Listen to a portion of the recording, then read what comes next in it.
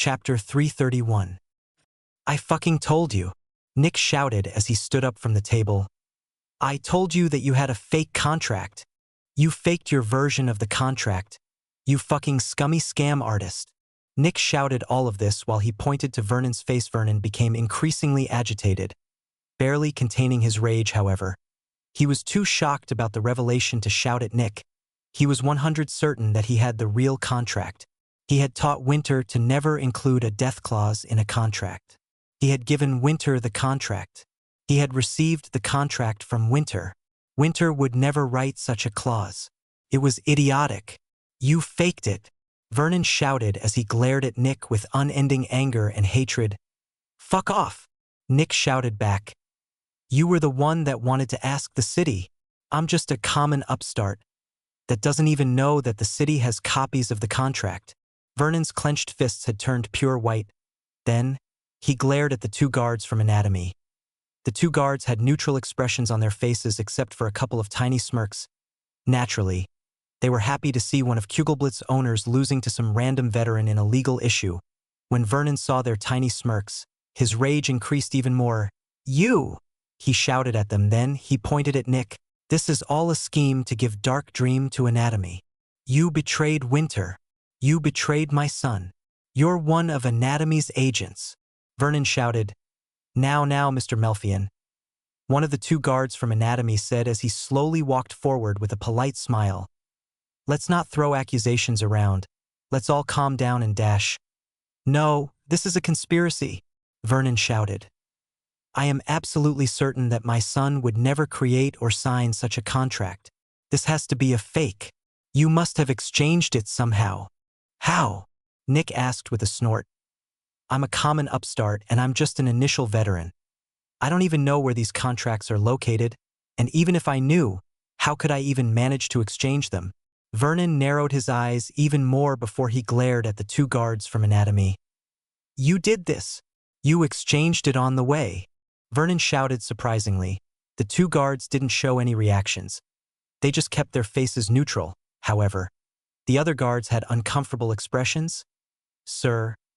One of the guards from Kugelblitz said, they couldn't have exchanged it. Vernon looked with frustration at the guard. Sir, as you know, anyone who wants access to such important documents needs the permission of the two supervising experts during that day, and they are never from the same manufacturer. All of us gathered before the safe was even opened, and we all watched the clerk and the contract very closely during the entire journey. Sir, there was no way that anyone could have exchanged the contract during the journey, the guard said with an uncomfortable voice. Vernon was still clenching his fists in rage and frustration. Then, it must have happened beforehand. The guards didn't answer. Naturally, that was just as impossible. The safe could only be opened with the keys of the supervising experts, and no one could get into the safe without destroying it.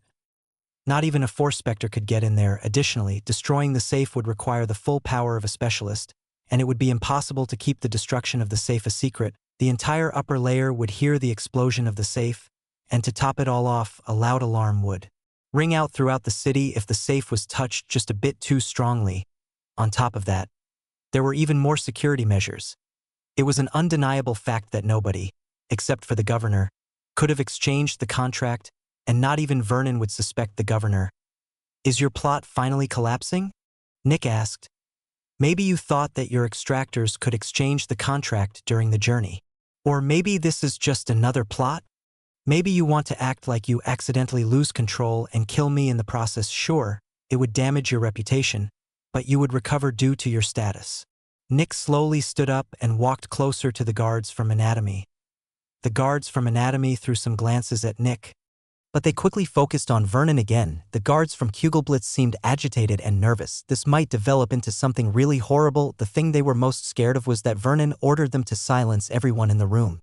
That would cause an uproar in the city. Vernon was barely hearing Nick's words. He was too busy trying to figure out how Nick could have exchanged the contract stored by the city. However, no matter how much he thought about this, he simply couldn't find a way. Not even Kugelblitz could exchange these kinds of contracts. So, how could Nick? The next moment, Vernon was looking at the guards from Anatomy. Or how could Anatomy? Maybe a traitor? No, that wouldn't be enough. There were also neutral people keeping watch over these things. To exchange such a contract would require having control over 5 powerful people from separate places, while it was theoretically possible. No one would even attempt to do that unless there were billions upon billions of credits on the table. Dark Dream was not worth enough for something like that. Accept the truth, Nick said from beside one of Anatomy's guards. This is the real contract, and you faked yours. I did not fake the contract.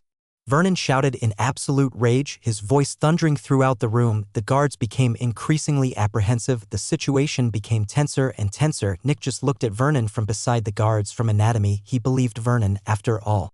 Vernon's contract was real, all the other contracts were fake, even the one from the city. The contract in the city's safe had been exchanged a couple of days earlier. Sadly, nobody knew that there were actually 2 people who could exchange the contract without getting noticed. One was the governor, the other was Julian, and who would suspect everyone's best friend, Julian? Chapter 332. Everyone just looked at each other nervously. Things could go bad real quick. For several seconds, everyone remained quiet. Sir, this contract can't be fake, one of the people from Kugelblitz said carefully. Vernon narrowed his eyes.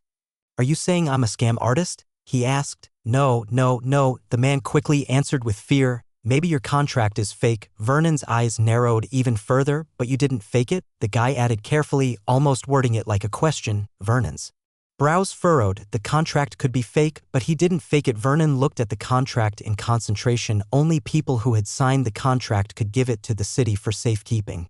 And Vernon was certain that Winter would never allow Nick to give the contract to the city. This meant that it had been Winter who had given the city the contract. As for the apparent fake contract that Vernon had received, that had only been touched by Winter and Vernon, it was difficult for Vernon to accept, but the contract that the city had kept safe had to be the real one, which could only mean that his contract was fake. And since Vernon didn't fake it, Vernon fell into thought. Why? The only explanation remaining was that Winter had given Vernon a fake contract. However, Vernon couldn't think of a reason why Winter would give his own father a fake contract. What would he have to gain from it? Are you saying that my son faked this? Vernon asked the person from earlier with a thoughtful tone. No, sir. I would never accuse your son of something like that. The man replied rapidly. That could be, Nick said casually from beside one of the guards. At first glance, you seem like a nice guy, but I've seen how you act during big meetings. Vernon narrowed his eyes again, but he didn't look at Nick. He only focused on the contract. I also wouldn't trust somebody like you, Nick said with a sneer. Someone that managed to reach the top of Kugelblitz must have done some shady things. Silence, the specialist from Kugelblitz shouted. These are baseless accusations. Consider this your only warning. Nick looked at the specialist with narrowed eyes. His relationship with Kugelblitz was already irreparably damaged. He had already planned all of this, but it was still extremely dangerous. Everything was going just like Julian had predicted. The next moment, Nick looked at Vernon, who was still in thought. Vernon. Nick said. Vernon didn't react. Evaluate the next question carefully. If you were somebody else, would you trust yourself? Vernon didn't show any reactions. But Nick's question still entered his mind. Would he trust himself? That answer was obvious. Of course not. He was a major shareholder of Kugelblitz. He was someone who had decades of experience in a ruthless market. Trusting him would be nah. And his son wasn't nah. Vernon's expression changed to discomfort. Winter was his son. Wasn't it different with family? Vernon had raised Winter. He had given him everything. Did he make a mistake while raising him? No, Vernon realized. It's not that I made a mistake while raising him. It's that I raised him too well. I told him to doubt everyone. I told him to be suspicious of everyone. A pained expression appeared on Vernon's face. After thinking about it for a while, Vernon realized something. Believing that Winter had trusted him was akin to insulting his intelligence. He did the smart thing by not trusting his father. Vernon should be proud of him. But then why did it hurt so much? Vernon took a deep breath. He believed it now. Winter had given a false contract to Vernon while submitting the real one to the city. As to why, Vernon couldn't be sure. Maybe Winter had been afraid of some kind of takeover from Vernon, or even worse, maybe Winter suspected that Vernon would kill him if he learned of the clause, which would then give Nick all the shares, which would give Vernon an easy way to get all of Dark Dream for cheap. After all, Nick was just some idiotic and extractor from the dregs. It would be easy for Vernon to get an amazing deal from Nick. Did Winter really think that? Vernon asked himself. Did he really think that I would kill my own son? Vernon took a deep breath. Then, He pushed the contract away from him and looked at Nick with narrowed eyes. Vernon realized that Nick was actually not wrong in accusing him of killing his own son. From Nick's point of view, Vernon must have looked incredibly suspicious with the fake contract. But that didn't matter. The things Nick had said to him were unforgivable. Nick accused Vernon of killing his own son, called him shifty, and, worst of all, called him a scam artist. Vernon had always prided himself on his fairness. He would never scam anyone. It had been decades since Vernon had been disrespected this much, and it didn't matter whether or not Nick had a good reason Vernon hated Nick, and he wouldn't forget what Nick had said to him today one day. If the opportunity presented itself, Vernon would throw these words back at him. He could hardly wait. "Congratulations," Vernon said coldly to Nick. "You own all of Dark Dream. I'm sure Dark Dream will dash." "Thanks," Nick interjected, not allowing Vernon to end his sarcastic insult. Vernon's eyes narrowed a bit. Then, he walked towards the door and left, even though he couldn't finish his insult. The meaning was still clear to everyone, with the name of Melfian no longer attached to Dark Dream. Its shield had vanished. Dark Dream now had to openly compete with Solace, Gemini, Ghosty's Lab, Anatomy, and Kugelblitz. All the manufacturers had something that allowed them to exist. Kugelblitz and Anatomy were the most powerful. Ghosty's Lab was the city's bastion of technology and advancement. Its survival was vital. Gemini had the backing of Ghosty's Lab, and the two sisters had proved to be extremely good at playing the political game. Solace was the provider of all the light in the city, and the city government held a protective hand over it. The Spartans had pledged themselves to Anatomy during their creation, and Dark Dream? Dark Dream had nothing. Chapter 333. Vernon left the room, and the guards belonging to Kugelblitz also left after throwing a couple of glances at Nick. Nick silently watched them leave. Then, he turned to the two guards from Anatomy. "So, can I get a meeting with Mr. Harrow or Mr. Stairwell?" he asked. "I'm open to offers regarding Dark Dream." The eyebrows of the two guards lifted in surprise. They had expected that Dark Dream would become a target dummy for all of the manufacturers, and that it would be a matter of luck regarding who would get Dark Dream. As long as Nick died, Dark Dream would have no owner anymore, and if Nick didn't have an adult child or wife, the ownership of Dark Dream would default to the city, which would then hand it over to another manufacturer for safekeeping, most likely Kugelblitz, since they had just too much sway in the government. The two guards had expected that Dark Dream would quickly collapse. But now, Nick asked for an offer. He was willing to sell Dark Dream? That would change everything. "You want to sell Dark Dream?" the specialist from Anatomy asked. "Of course," Nick answered. "I'm just going to die if I keep it." The two guards blinked a bit in surprise. Yeah, he was right, but this was a bit. "I can ask for a meeting," the specialist said. Then he turned to his colleague. "Get a couple more people and keep him safe. I don't want any accidents to happen to him." The other guard nodded. Of course. After all, if Nick died, Kugelblitz would most likely get Dark Dream. The next moment, the guard left the room. "We should also leave," the expert from Anatomy said before he also walked out of the door. Nick nodded and followed him. For the next several minutes, Nick saw 5 more people from Anatomy arriving beside him, but those were not wearing the city's guard uniforms. They all introduced themselves with polite smiles since Nick was most likely going to be one of their colleagues. Nick also introduced himself. After that, the people from Anatomy led Nick to their headquarters. Since he was now a veteran, Nick could just run along the rails of the Schweebs, which made it much easier to reach Anatomy. Anatomy had a gigantic building at the top of the middle layer. It was absolutely massive. It was over 100 meters high and probably took up the entire width of the megastructure. A huge puppet hung on top of the entrance, making the building look quite intimidating. There were no guards. The couple of people from Anatomy led Nick into the building. The walls were completely black, and the artificial light coming out of the ceiling seemed to get swallowed by the black walls. Speaking of, Nick thought as he looked at the artificial lights, why is Anatomy using light from Solace instead of just building light shafts? "Why are you guys using artificial light?" Nick asked. "Security," one of the people said. "Some extractors can fit through tiny spaces, and light shafts would give them an easy way to travel throughout the building." "Oh, okay," Nick answered. "So, it's because of guys like me."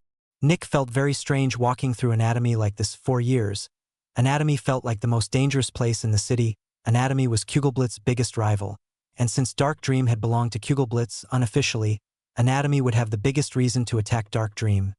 Additionally, the two leaders of Anatomy had treated Winter and Nick like they didn't even exist. Lastly, the way Anatomy had fought against the city's inspection made them appear even shadier, of course. Their sense of aesthetic also made them appear just a slight bit spooky. But now, Nick was using Anatomy to protect himself. Right now, Nick knew that Anatomy wanted him to survive no matter what. Even if they, for some reason, didn't get Dark Dream, they wouldn't want Kugelblitz to get it. After leading Nick through corridor after corridor, they eventually told him to wait in front of a door. Everyone except for 2 guards left after that. There was no more reason to give Nick such a big escort. While he was inside their headquarters, and then it was time to wait, neither Zarin Harrow nor Mundus Stairwell were in the building right now. The reason for their absence was as obvious as it was forgettable. The yearly meeting of manufacturers was happening right at this moment. Surprisingly, Nick only needed to wait for 15 minutes. Nick saw 2 people with black hair walking over to him. Both of them were tall men who seemed to be in their 30s, and their eyes were filled with a mix of coldness, calm, and confidence. One of them approached Nick. "I think we haven't been properly introduced yet," he said neutrally as he offered his hand. "Zarin Harrow, Senior Director of Anatomy." Nick took the hand and shook it. Nick, Chief Zephix Extractor and now also owner of Dark Dream," Nick said nervously. "For however long that may be," he added with an awkward smile. The two shook hands, and Zarin nodded once before letting the other person step forward. The other person also offered his hand. "Mundus Stairwell, Chief Zephix Extractor of Anatomy." Nick also introduced himself to Mundus. "Let's talk inside," Mundus said as he stepped into his office. Surprisingly, Zarin also walked into the office. Nick gulped. "Seems like I'm going to talk with both of them," he thought before he entered as well. When he saw the office, he was a bit surprised. It was a bit cluttered and quite chaotic. There were many sheets of paper scattered around randomly, and Nick also saw many boxes without any labels on them. In a way, this office reminded Nick of his own office. The 3 of them sat down at the desk. Mundus sat behind the desk. Nick sat in front of the desk. Zarin was stuck sitting beside the desk since the backside of the desk was surrounded by random boxes, only leaving space for a single chair for Mundus. Since there were also only 2 chairs, Zarin had to sit on one of the boxes, but he didn't seem to care about it. "So, you were willing to sell Dark Dream?" Mundus asked. Chapter 334. Nick took a deep breath and nodded. "I have no other choice," he said. The 2 people from Anatomy didn't say anything, subtly telling Nick that they wanted to hear more. "Quite frankly, I know that Kugelblitz wants to kill me as soon as possible," Nick said. "You've probably already heard about the fake contract, right?" The 2 of them nodded. "I think Vernon killed his son to get Dark Dream. I don't know how things got this way, but I'm pretty sure about it. I mean, he didn't even grieve for 10 minutes before he approached me to ask about my 30 of Dark Dream. He probably thought that I was easy to manipulate since I wasn't born in the inner city." Nick narrowed his eyes as he looked at the table. "But I'm not." Then he shook his head.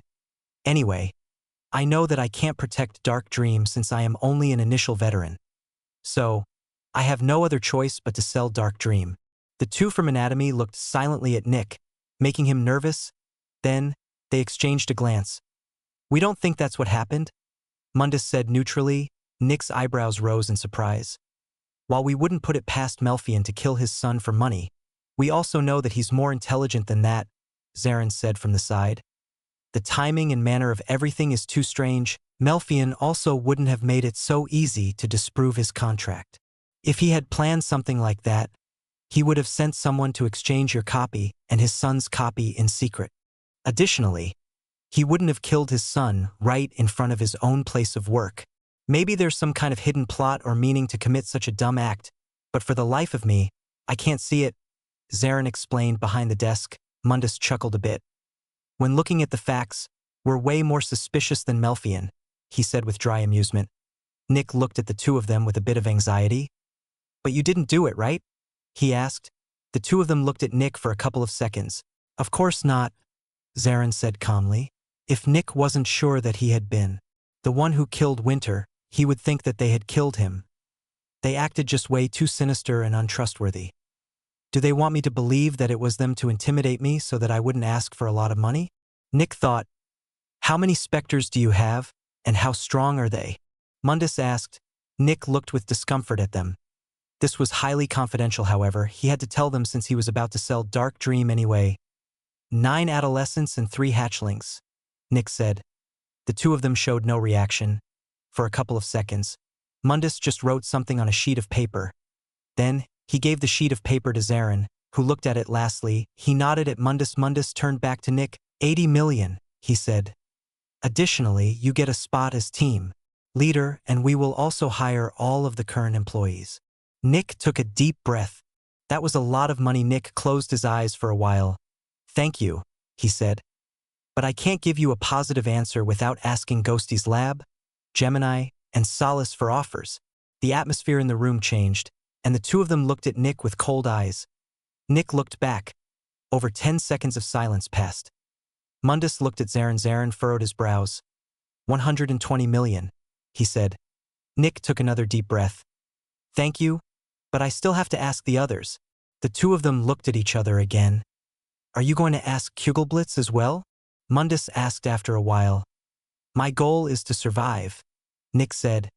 If I enter Kugelblitz, I might as well jump into the Crimson Sea right now. Mundus and Zarin looked at each other again. All right, Zarin said. But just to be safe, we want you to decide by tomorrow, and we also want 3 of our people to guard you until then. None of us want you to die to some assassin from Kugelblitz. Nick nodded. Thank you very much.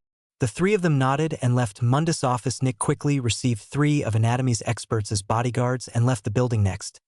Nick went to Ghosty's lab to talk to their CEO naturally. Ghosty's lab was also interested in purchasing Dark Dream, however. They only offered 90 million credits. Nick kept all the offers secret next. Nick went to Gemini and met with the twins. He was quite surprised when they offered 150 million credits. Nick thanked them for their offers and left to talk to Solace. His talk with Hera was the longest, and her offer was also quite unique. She would give Nick 10 of Solace in exchange for all of Dark Dream, making Nick a director. Additionally, Nick would also become one of their team leaders. Working under Hera, Hera told Nick that she was quite impressed by him and that she had a very high opinion of him. She would love to work with him. Solace's offer was incredible since 10 of Solace already represented about 300 million credits. It seemed like Solace put much more value on Nick as a person instead of Dark Dream, however. Solace might also not have the strength to protect Nick from Kugelblitz. After getting all of his offers, Nick returned to Dark Dream. The 3 people from Anatomy kept watch over Dark Dream, and several veterans from Anatomy were scouting Dark Dream's surroundings. They didn't want any of Dark Dream's employees to come to harm. Nick met a couple more people in his office over the day. The next day, in the early morning, Nick publicized his decision, and the decision shocked everyone. Nick wasn't selling Dark Dream to Anatomy. He also wasn't selling it to Ghosty's lab, he wasn't selling it to Gemini, and he also wasn't selling it to Solace. The entire city heard the news. 60 of Dark Dream was sold to its new CEO Julian. Chapter 335. And with the sad part out of the way, it is now my pleasure to introduce our new Chief Executive Officer. Some of you probably know him already. Please, give a warm welcome to Julian Nerger. After a lengthy talk in front of all of Dark Dream's employees, Nick introduced their new CEO Julian.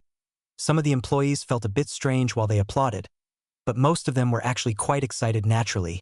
When they heard that their previous CEO had died, they felt scared and sad. Winter had built Dark Dream from the ground up, and with him gone, the employees didn't know what would happen to them. Would Dark Dream be sold? Would they have to work for another manufacturer? Would they get killed? But when they heard that Julian bought 60 of Dark Dream, they felt quite excited. Everyone knew Julian, and everyone liked being in his presence. And now, they could work under Julian. Additionally, Julian was a specialist.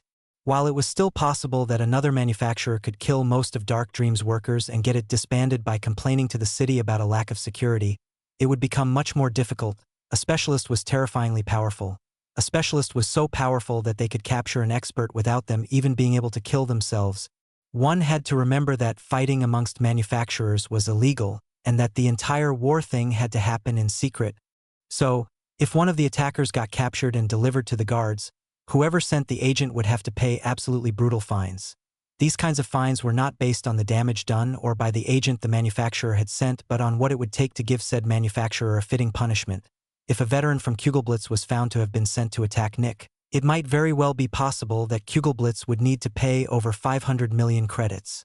That obviously wouldn't kill them, but it would cause them a lot of damage. Because of that, having someone like a specialist present was insanely advantageous. The extractors knew that, which was why they were so excited. Having Julian as their CEO would give Dark Dream even more security than having Winter as their CEO. Julian walked towards the front and waved at the 100 or so gathered people in front of him. "Thank you for your warm welcome," he said with a smile. "I'm looking forward to working with all of you. I consider several of you friends, and I'm excited that I can help all of you to achieve your dreams." Julian gave a long speech in front of the gathered employees, after which he walked forward to greet each and every one of them one by one. Surprisingly, Julian knew the names of over 60 of the employees, which positively surprised everyone. While he was greeting them, Julian also told them that he wanted to meet each and every one of them for a personal conversation. Within the next week, everyone should come to his office at some point, of course. Only when they had time Julian would be in the office most of the time, and if he wasn't present, he would tell his new assistant when he would be back. Winter had been an early John, which meant that he had still needed to sleep, eat, and drink. Since Julian didn't need that, he could spend much more time working. Sadly, the employees couldn't talk for very long with Julian. They had to return to work after a while. Julian and Nick left the big hall and walked towards the 7th floor. Nick had a neutral expression on his face as he walked past several mouths growing out of the walls in the stairwell. Julian had already fully integrated. The walls and ceiling of the entire building were covered with smiling mouths. Yet, nobody noticed. Nick was the only one who could see them. It was quite ironic. A Spectre was running a manufacturer. Nick was not sure if he had done the right thing, but he had already made his choice, and now, he had to see it to the end. Several weeks ago, Nick had thought long and hard about what to wish. He wanted to kill Winter, but he also didn't want to lose Dark Dream. "I wish for us to be allies." That was Nick's wish. Julian had been quite surprised by that wish, and he had asked about what Nick meant specifically. "Simple, I help you, and in return you help me, which makes me help you, which makes you help me, and so on," Nick said. After talking some more, Julian had gotten a new appreciation for Nick. Usually Julian killed most people after granting them their wish. Sure, he would still lose some Zephics after killing them, but it wouldn't be as bad as when he killed the person before fulfilling their wish. There were a select few people who had won a bet against Julian and lived to tell the tale, but they were all rather weak. They were the only ones who knew about the city's true ruler, but they couldn't tell anyone. If they tried to tell just a single person, they would die. In a way, they felt cursed. They were the only ones who could see the truth, but they could never tell anyone the truth. Nick had joined these select few, but compared to them, Nick had a more personal connection with Julian now. They were going to be allies. Julian would help Nick become more powerful and increase the power of Dark Dream. In exchange, Nick would be Julian's employee and do what he said. Of course, owning a manufacturer also gave Julian something. He would earn a lot of money, and he would also have an official job. Everyone believed that Julian was working for one of the manufacturers, but all of the manufacturers thought he was working for one of the other ones. And since he now had his own business, he no longer needed to be afraid of being found out in this way. Chapter 336. The two of them entered Julian's new office. As soon as the door opened, Nick noticed that Julian's office was covered in even more mouths. It was almost like the entire office was made of mouths. The only place that didn't have any mouths was the chair in front of the desk and a small pathway leading to it. Julian walked through the mouth-covered area, and the mouths seemed to phase through him. Then, he sat down behind the desk, seemingly fusing into the domain of mouths. Nick couldn't see Julian anymore. "Come in," a chorus of friendly voices said. Nick's eyes showed determination, and he stepped inside. He had made his choice. He had made his wish. This was what he had chosen. Regrets? Guilt? Fear? Feeling any of that would be an insult to his choice. This was the ugly face of his choice, and he had to look at it. Dark Dream had been handed over to a Spectre. Something that was supposed to suppress Spectres was now being run by a Spectre. This was a betrayal of humanity. A human had willingly handed something like this to a Spectre. Something like this happened very rarely. After all, even little kids knew that Spectres were humanity's greatest enemies. Accepting a deal with a Spectre would only end in one's death. But I need this, Nick thought with narrowed eyes. This is the only way I can achieve my goal. If humanity ever wants to win against the Spectres, humanity first needs to unite. The same thing is true for this city. As long as Kugelblitz, Anatomy, Ghosty's lab, and so on fight against each other, Crimson City will never get enough power to truly free themselves of specters like Julian or the parasite. Getting rid of the parasite would have just required them to work together, but that never happened. In the end, the parasite only vanished from the city after another specter got rid of him. Having Julian officially rule the city will cause less damage and misery than having the current leaders in charge. I would much rather hand the entire city to him than have things continuing to be this way. And when I am finally strong enough, I can take over. Humanity needs to unite, and the strong must stop their exploitation of the weak. Nick's eyes narrowed. And if they refuse to comply, they are humanity's enemy. You're not afraid? The mouths in the room asked. I made my choice, Nick said. The mouths chuckled. Didn't you always say that you hated how the weak suffered? And now you're handing a building filled with proverbial explosives to a specter. The mouth said, Your enemies are my enemies, Nick said. The heroes are the only ones that can see through your identity, and they are also the ones that were the reason why the dregs had been so horrible. You haven't told me a lot about your power, but I know how specters work. If you really want to become a demon, you need to kill several specialists after winning bets against them. However, even if you win the bet and get the ability to easily kill them, every specialist that dies also provokes a huge investigation. You need a human that knows your true self and acts as your mouthpiece. Nick looked at the mouths with narrowed eyes. If I had to choose between you and the current leaders of the city, I would choose you. You have a selfish goal. The current leaders have a selfish goal. But your selfish goal will cause less misery and death. The more Nick thought about the absolute filth that was the mindset of Crimson City's leaders, the angrier he got. Handing humanity's fate to a specter might be better than handing humanity's fate to a human. I don't regret giving you Dark Dream, Nick said. If Winter kept being Dark Dream's owner, it would have one day been sold to Kugelblitz, and I would need to join another manufacturer. I want to help humanity, and to do that, I need power. Nick looked at the eyes. Just like how I am helping you become more powerful, you are helping me become more powerful. Silence. Humans are so interesting. The smiling mouth said, Your opinion of humanity is so low, yet your life's mission is to help humanity. Aren't you also human? Will humanity have a better fate if you are its decider? Nick looked at the mouths. Yes, he said with conviction. Silence. The mouths chuckled. How truly interesting, the mouth said. Working with you might prove to be very entertaining. Silence. Do you have a plan for Dark Dream? Nick asked. You are now the CEO and I am your employee. Is there anything you want me to do? Yes, the mouths answered. Since we are now allies, I don't want you to die. That would be bad for me. I have seen how powerful you are. I saw the ambush of the Spartans. Nick's eyes narrowed slightly. I also know that you were the one that freed the Crimson Sea. The Crimson Sea ate several pieces of my food and it made it much harder for me to find opportunities to collect debts from lost bets. You're lucky I'm not a human, or I might have killed you out of anger. Nick didn't say anything. Nevertheless, your survival is now relevant to my power. Because of that, I want to get rid of your weakness. And while we're at it, you may also prove your loyalty. Nick didn't show any reactions. Your power is terrifying, but only as long as the enemy doesn't know how it works. There is one person, aside from myself, that knows how your power works. This person is your weakness. Nick's jaw clenched. Prove that what you said are not just empty words. I made a wager with Albert. I bet that you would visit him within the next 2 months at his home. Nick didn't move, but his heart rate shot up. I want you to visit him. Nick didn't say anything as he silently clenched his fists. The smiles on the mouth seemed to widen. Chapter 337. Nick left Dark Dream's building after finishing his talk with his new superior. After Nick left the building, he went to the edge of the city again. Whenever he wasn't certain about something or felt overwhelmed, he came here to look at the wall of red mist. Just as always, Nick looked at the red wall while lost in thought. At this moment, his heart was beating rapidly in his chest. My first kill was an adult woman who stole my credits in the dregs, and I didn't even kill her on purpose. My second kill was someone from the insurance gang that tried to rough me up. This one wasn't accidental. Nick took a deep breath. It might not have been a kill, but the next time I felt something like this was when Horua became catatonic. In a way, that was accidental. Later, I killed several people belonging to the Riker Strikers. Compared to my first kills, these were much easier. They were causing suffering to innocent people and no one would care if I killed them. Most people would probably even be thankful. Then came Pater.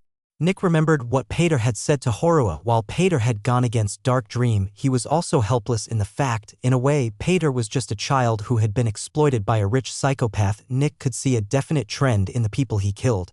From accidentally killing an enemy to purposefully killing an enemy to accidentally killing a helpless person to purposefully killing a child that was forced to become his enemy. After that, Nick thought about the day the Crimson Sea had escaped. He remembered the way all the innocent people turned into liquid while screaming in pain and terror. It was still difficult for him to think about it.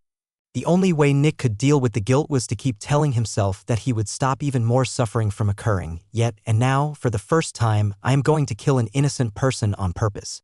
Nick took a deep breath. Albert has never done anything against me. In fact, the opposite is true. Albert is the reason why I even managed to become a Zephyx extractor. He trained and taught me for months. Nick looked at the ground, and now I'm going to essentially kill him. I might not be the one actively killing him, but my actions will result in his death. Albert's face shot through Nick's mind. The nice old man, naturally, he really didn't want to kill Albert. He wanted Albert to be successful and happy. Albert hadn't even shown an inkling of wanting anything bad to happen to Nick. I don't know, Nick thought. There's just no way I can justify killing Albert. It's not right. How am I different from the people I despise? In order to further my goal, I am going to kill an innocent person. Nick just kept looking at the floor. But what choice do I have? Death. If I don't do it, I will die. What then? Will the deaths of all the innocent people be for nothing? Silence, they will be. If I die, all these people would have died for nothing. But how many more innocent people will die until I finally reach my goal? Albert might be the first innocent person that I will kill on purpose, but as long as I follow Julian, he most likely won't be the last. As long as I keep following Julian, I will commit more and more horrible acts. Nick took a deep breath. Nevertheless, what I told Julian was not a lie. If he becomes the true ruler of the city will have it better than right now. I only have 3 choices. First, refuse and get killed off by Julian. This will make the city's future uncertain. The deaths of the innocents might be for nothing. Second, secretly visit the governor or a level 6 extractor and unveil Julian. This will definitely result in Julian's death, but I will also die. The fact that I sold him Dark Dream is already unforgivable. Albert will survive. The city will stay as it is now, and the deaths of the innocents will be for nothing. Third, kill Albert. This has the highest chance of improving the city, but it will result in more innocent people dying. The debt of guilt will increase as time progresses, and the pressure of repaying said debt will increase. Nick just kept thinking about the issue. It is an undisputable fact that Julian will improve the city in the long run, especially if he also wants to please me a little bit to keep me loyal to him. Nick looked at the red wall with focus. The best outcome for the city is if I am the sole ruler. The second best one is if Julian is the ruler with me as an important support. The third best one is Julian being the ruler on his own. And the worst one is if things stay this way. The lives of the common people are morally more important than the lives of the extractors. The weak do not have the power to change the city, only the strong people have the power. A newbie might be able to sway the way their new team works just a little bit. A John can already work as a guard and not condone illegal things that happen around them. A veteran can change how teams operate. An expert has a lot of influence over how the guards and at least one manufacturer operate. And the influence every extractor has over their surroundings only increases with power, which also increases their responsibility and guilt for why things are the way they are. Nick looked at the red wall. As long as the city's security isn't majorly compromised, I would rather kill a specialist than a commoner. Nick took a deep breath. He made his decision. Albert, you may have treated me well, and you are not my enemy, but this is bigger than you and me. I don't want to kill you. But for the good of the city, I have to. Chapter 338. Nick entered the inner city after coming to a decision. He knew that the longer he waited with his visit, the harder it would become and the more doubt would appear in his mind. I can't afford to doubt myself now, Nick thought. I have made my decision. And I have to walk it to the end. If I die on the way, I will have made the wrong decision and doomed many innocent people. But if I manage to reach it, I will have made the right decision. The correctness of my choice is connected to my success. That means I have to try my absolute hardest to achieve success. I no longer have the luxury of choice. Nick looked for a Schweeb rail and jumped onto it from a distance. As a veteran, jumping a distance of a couple hundred meters wasn't difficult. He didn't even need his ability for that. After landing on the rail, Nick ran on top of it. If the rail became too steep, he simply grabbed the side and pulled himself upward. The relation between his strength and his weight was so unbalanced that Nick felt like there was almost no gravity. The inherent power of Zephyx was ridiculous and couldn't be Compared to anything, after a minute Nick reached the layer where the big manufacturers were. Some seconds later, Nick reached the layer where Kugelblitz was. He threw a glance at the entrance but continued upward. Julian had told Nick where Albert lived. Albert lived in an older house on the upper layer of the city. For the first time, Nick would enter the upper layer of the city. Usually, Nick would feel a bit excited, but it was impossible for him to feel these kinds of emotions right now. Nick felt so much pressure that any other emotion barely registered. All the guilt that Nick had felt for his past actions was replaced with pressure to succeed. If he didn't succeed, everything would be for nothing and he would count as one of the greatest monsters humanity had ever seen. His actions had resulted in over 1,000 innocent people dying, and he had done nothing good in return. Because of that, he had to succeed. Nothing was more important than improving the lives of the common people. He had to do it. There was literally nothing that was more important. Ironically, the more horrible things Nick did and the guiltier he felt, the more his own survival and power mattered to him. Nick was no longer living for himself. His life belonged to humanity. His life belonged to the world. Feeling excitement for seeing something new was incomparably unimpactful and irrelevant. It didn't matter, and since it didn't matter, Nick couldn't feel it. Nick continued ascending, and a couple of seconds later, he saw the rails making a curve and entering several garages. He jumped down from the rail and landed on the floor, which was made of incredibly powerful and durable black metal. The sunlight shone through the windows behind Nick. He was incredibly high up. After stopping for just a second, Nick walked towards the single person standing beside a small door. Almost everything in front of Nick was taken up by a solid and massive black wall. The only thing that looked different was the small door made of wood, which contrasted with the cold feeling of the wall. When Nick saw the person standing beside the door, he couldn't help taking a deep breath out of shock. The person was a woman with silver hair who calmly looked at Nick. She was wearing the uniform of an extractor who worked exclusively for the city. These kinds of extractors were quite rare, and they were tasked with the most important matters since they didn't have any vested interests in any of the manufacturers. But the thing that Nick was shocked by was the emblem on her chest. She was a specialist, a level 5 extractor that exclusively worked for the city. Nick didn't even know that the city had someone like that. However, the most prominent feelings Nick had after his shock passed were anger and disgust. A specialist. A specialist was so powerful and could do so much for the city. Yet, the specialist's job was to guard a door. The reason for all of this was clear. The richest people in the city demanded absolute security for themselves, even if their desire for absolute security put many others in danger. After all, they had the most money, and as people who had the most money, they deserved the best things. Nick didn't have an issue with some luxury. But as soon as someone took so much that it negatively impacted a great number of people, he got angry. "I don't know you," the woman said casually. She was neither rude nor friendly. "My name is Nick, and I'm the chief Zephix extractor of Dark Dream," he said. When the specialist heard that, her eyebrows rose in positive surprise. "Oh, you're Julian's friend?" she asked. Nick nodded. "Yes." "How are things going for him in Dark Dream?" "I haven't seen him in a while," she asked with interest. "He just took over Dark Dream, and he is currently getting familiar with it," Nick answered neutrally. "He seems to be doing quite well." The specialist smiled. "That's great to hear. Anyway, you want to enter the upper layer?" she asked. Nick nodded. "I'm here to visit an old friend I haven't seen in a long while." "Who?" she asked. "Albert," Nick answered. "I don't know his last name." "It's okay," the specialist said. "I know everyone that lives in the upper layer, and there's only one Albert. You don't have the wealth or power required to live in the upper layer, but it's enough for a visit. I can let you through, but keep in mind that you must leave again within the next 12 hours, or you will forcefully be thrown out, and you will also have to pay a hefty fine." Nick nodded. "That's fine." The specialist also nodded, and a small needle suddenly appeared in her hand. "I must test your blood to see if you are human." Chapter 339. Nick furrowed his brows, but he still extended one of his arms. Sure enough, the upper layer had ridiculous security levels.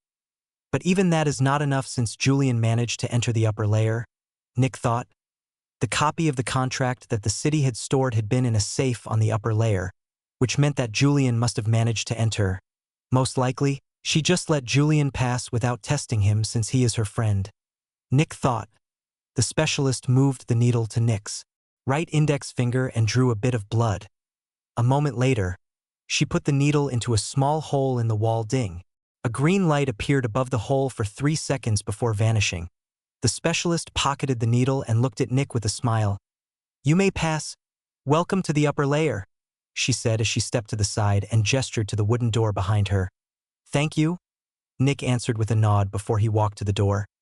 After you go through the door, please read the sign with the rules before entering. Nick nodded without answering. Nick put his hand on the door and pushed. The door opened easily, and as soon as it did, Nick felt a small gust of pleasant-smelling air coming out. He stepped inside and closed the door behind him. When he saw where he was a bit surprised. Nick found himself in a hall made of wood.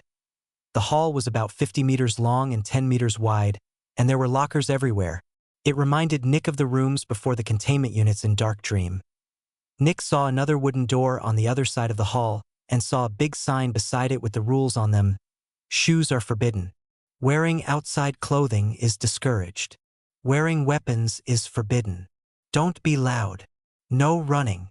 Be respectful. Don't ask personal questions without knowing the other person well. Don't enter private property without the permission of the owner. There were a couple more rules, but those were the most important ones. Nick also saw a couple rules specifically for visitors, and when he was done reading them, he furrowed his brows. This was crazy. The next moment, Nick walked over to some lockers that were specifically for visitors. He opened one that was unoccupied and saw what he was soon going to wear. It was a brown shirt made of very soft fabric and some comfortable brown pants made of the same fabric. When he touched these things, he had to take a deep breath. He had never touched anything so soft. The next moment, he took the clothing and entered a changing room at the side. In the changing room, he undressed and put all of his clothing in a basket before going into a shower with cleansing liquid. After showering, Nick put the warm and fuzzy clothing on before walking out of the changing room. He put the basket with his stuff into the locker before grabbing one of the keys and locking it. Then, he put the key around his arm and walked towards the exit. This was the first time in years in which Nick had been walking barefoot. He couldn't help thinking about his past in the dregs. The wooden floor felt warm and nice on his bare feet, and the clothing warmed his body. After reaching the door, Nick opened it and stepped through for the first time. He entered the upper layer of the city, a place where only people worth over 100 million credits could live. Nick's feet stepped on a small path made of soft dirt. Beside the path was green grass. Basically everything around Nick was covered in grass. There were also quite a lot of trees with beautiful green leaves almost everywhere. The air smelled fresh and invigorating, and the sky was a beautiful bright blue. There were also a couple of small and white clouds slowly drifting across the sky. Even though it tried its best to hide, Nick's senses could also pick up some kind of furry animal with a big bushy tail that was clinging to one of the trees with a nut in its mouth.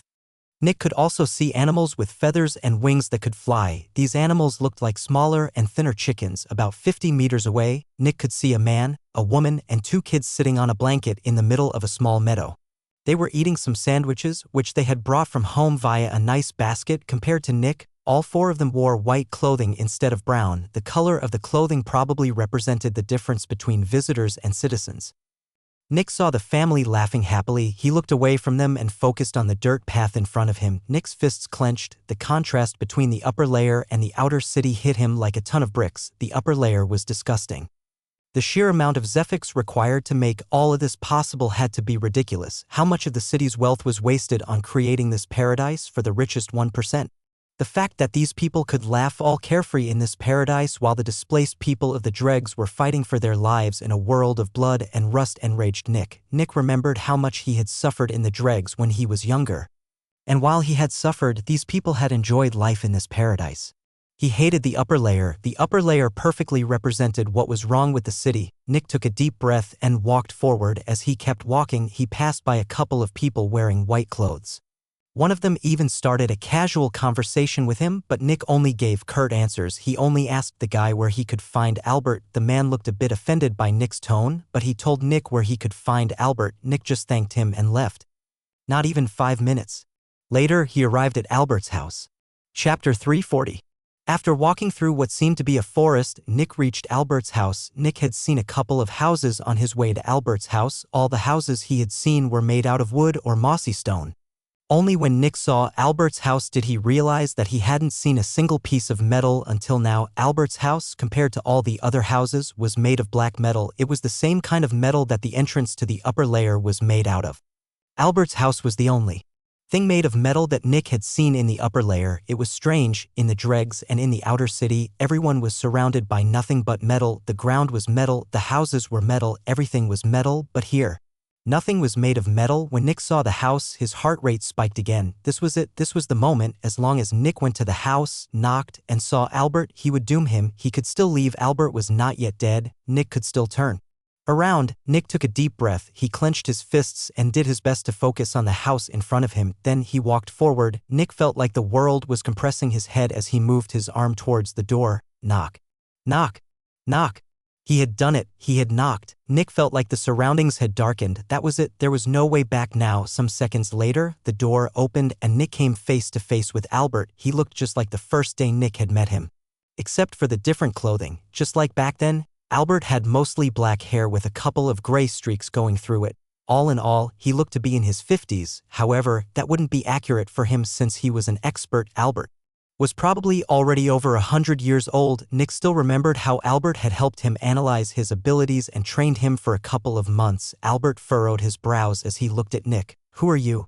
he asked, naturally.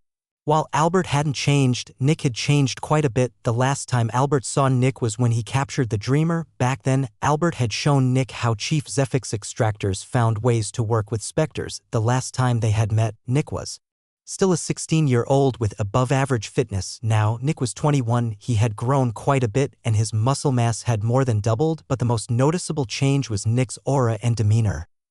Back then, Nick had still seemed innocent, naive, and insecure. Now, Nick appeared solemn, serious, and intense. The wonder of seeing new things had been replaced with disgust at these things' moral and economic implications. The world that had once been colorful was now covered in a gray, black, and red film, and just like the world had lost most of its colors, Nick also seemed far less colorful. When Nick saw Albert's face, he felt like the black hole in his chest had reopened again. He knew that he was looking at a dead man. It had been done. Albert had lost his bet, which meant that Julian could consume him anytime. Julian became stronger by making bets and winning them. When he won his bet, his powers while fighting the person who had lost would multiply, making him almost invincible. Julian was also an entire level above Albert at this moment. It would be enough for Julian to send one of his many mouths to Albert. Albert wouldn't be able to see or defend himself from the mouth, and the mouth would consume him whole. In essence, Albert would vanish one day while he was just sitting in his home. A mouth might appear below him and kill him. No one would notice. Nick had doomed Albert to this fate. "It's me," Nick said, trying to keep his voice from quivering. "Nick." Albert's eyebrows rose in surprise, and he looked Nick up and down. "Wow," Albert said after a bit. "You look completely different. 250 from back then." Then Albert laughed. "To think that you would still remember this old man," he shouted with joy. "Come in," Albert said as he made space for Nick. Nick nodded and walked past Albert. Inside the house, Nick saw a room filled with books. On one of the walls was a hole with a fire burning inside. Nick hadn't seen a fire in years. Creating fire was extremely difficult since there was nothing one could burn. Wood didn't exist. Paper was rare and made of materials that didn't really catch fire. Clothing was mostly made of thin strands of bendy metal. Food was mostly cooked in big areas with clean metal plates that focused the light, and yet, Albert had a fire burning in his house. The fire gave the room a cozy and warm feeling, but every second it burned represented several credits. Nick looked at the room with a complex expression. Under normal circumstances, he would grow angry at the waste of credits happening right here, but he just couldn't get angry at Albert. After all, he would soon be dead. "Nice place," Nick commented. "It's nothing special," Albert said as he walked over to a nice chair. "Come, sit down," Albert added as he pointed to another chair. Nick walked over and silently sat down. "You want something to drink?" "I have coffee," Albert said. Nick felt a desire for coffee. Sadly, that desire was quickly overwhelmed by a stinging feeling of guilt and hypocrisy. Coffee? He didn't even need to drink anything to stay alive. He was a veteran. Why would he need to drink anything? After also adding the ridiculous price of coffee. "No, thanks," Nick said. How could he possibly accept drinking coffee after solidifying his goal? Coffee would be a thing of the past for him.